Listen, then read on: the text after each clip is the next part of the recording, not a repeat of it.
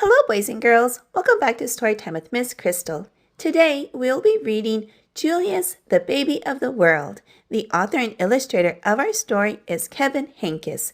Don't forget to like and subscribe if you enjoyed this story.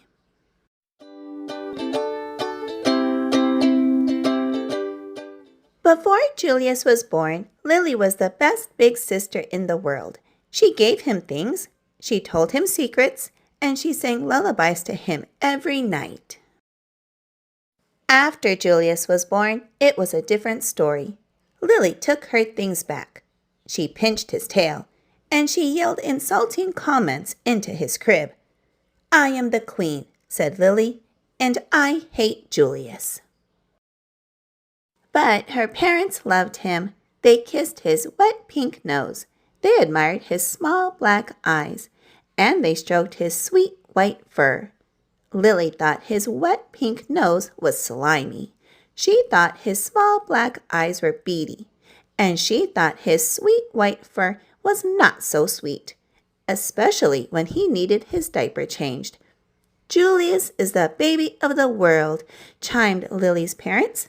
"Disgusting," said Lily. Lily had to share her room with Julius. "After Julius goes away, do I get my room back?" she asked. "Julius isn't going anywhere," said Lily's mother, and he didn't. He stayed and stayed and stayed.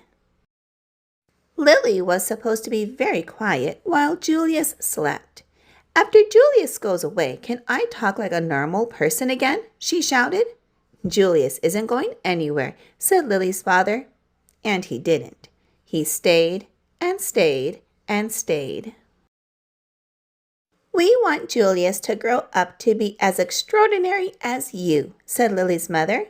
"So we must tell him constantly how beautiful he is and how much we love him." When no one was looking, Lily had her own idea. Lily looked over the crib and said, "I hate you. You're ugly." "We want Julius to grow up to be as clever as you," said Lily's father, "so we must sing him his numbers and letters whenever possible." When no one was looking, Lily had her own idea. She sang the numbers 381-596 and sang the ABCs AJKZBSCH, so her little brother would not learn them correctly. Lily's parents were more than a bit doubtful about leaving the two of them alone together. Lily tried to frighten Julius with her nifty disguises. She learned magic and tried to make him disappear. When that didn't work, she simply pretended that he didn't exist. When Julius cried, Lily would say, "Baby? What baby? I don't hear anything." Lily spent more time than usual in the uncooperative chair. Lily's parents showered her with hugs and kisses and treats of all shapes and sizes. They even let her stay up 15 minutes later every night. It didn't matter. Nothing worked. "I am the queen," said Lily, "and I hate Julius." But her parents loved him. They kissed his wet pink nose. They admired his small black eyes, and they stroked his sweet white fur. "Julius is the baby of the world," chimed Lily's parents. "Disgusting," said Lily. Lily's parents were amused when Julius blew a bubble. "Can you believe it?" they exclaimed. But if Lily did the exact same thing, they said, "Lily, let's mind our manners, please." Lily's parents were dazzled when Julius babbled and gurgled. "Such vocabulary," they exclaimed. But if Lily did the exact same thing, they said, "Lily, let's act our age, please." Lily's parents were amazed when Julius screamed. "What lung capacity!" they exclaimed. But if Lily did the exact same thing, they said, "Lily, let's restrain ourselves, please." One morning, while Lily was busy playing opera, her mother said, "Why don't you put some of that verbal exuberance to good use? Why don't you tell Julius a nice story?" "He's too little to understand a story," said Lily. "He can understand it in his own way," said Lily's mother. "Okay," said Lily, smiling. "Julius, the Germ of the World, by me," said Lily. "Once upon a time," said Lily, "there was a baby. His name was Julius. Julius was really a germ. Julius was like dust under your bed. If he was a number, he would be 0. If he was a food, he would be a raisin. 0 is nothing. A raisin tastes like dirt." "The end," said Lily. The story earned her 10 minutes in the uncooperative chair.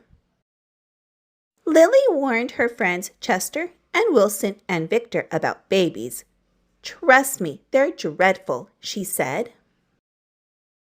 She warned strangers about babies too. "You will live to regret that bump under your dress," she said. Lily ran away 7 times in one morning. "I'm really leaving this time," she called. "Who knows where they'll find me?" That same afternoon, Lily had a tea party and everyone came. Everyone but Julius. "His invitation must have been lost in the mail," she explained. Lily had glorious dreams about Julius. And ghastly nightmares too. Lily's parents showered her with compliments and praise and niceties of all shapes and sizes. They even let her drink her juice out of the antique china cup. It didn't matter. Nothing worked. "I am the queen," said Lily, "and I hate Julius." But her parents loved him. They kissed his wet pink nose, they admired his small black eyes, and they stroked his sweet white fur. "Julius is the baby of the world," chimed Lily's parents. "Disgusting," said Lily. When Lily's mother felt up to it, she planned a festive celebration in honor of Julius. All the relatives came. There was quite a spread. "What's the big deal?" said Lily. "Haven't they all seen a silly lump before?" Apparently not. All afternoon, the relatives hovered over Julius. They kissed his wet pink nose. They admired his small black eyes, and they stroked his sweet white fur. "Disgusting," said Cousin Garland. "What?" said Lily. "Julius," said Cousin Garland. "I think his wet pink nose is slimy. I think his small black eyes are beady. And I think his sweet white fur is not so sweet. He needs his diaper changed." Lily's nose twitched. Her eyes narrowed. Her fur stood on end, and her tail quivered. "You're talking about my brother," said Lily. "And for your information, his nose is shiny, his eyes are sparkly, and his fur smells like perfume." Cousin Garland was speechless. "He can blow bubbles," continued Lily. "He can babble and gurgle, and he can scream better than anyone." Cousin Garland tried to slink out of the room. "Stop," said Lily. "I am the queen. Watch me closely." Lily picked up Julius. She kissed his wet pink nose. She admired his small black eyes, and she stroked his sweet white fur. "Your turn," said Lily, handing Julius over to Cousin Garland. "Kiss, admire, stroke," Lily commanded. "Now repeat after me," said Lily. "Julius is the baby of the world." "Julius is the baby of the world," said Cousin Garland. "Louder," said Lily. "Julius is the baby of the world." And from then on, he was, in everyone's opinion, especially in Lily's. "We're almost twins," said Lily.